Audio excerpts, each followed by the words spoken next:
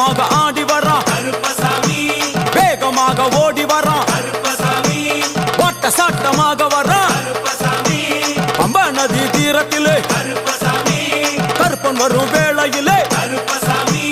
பம்பா நதி குளிச்சு வரான் கருப்பசாமி ஆடி வரான்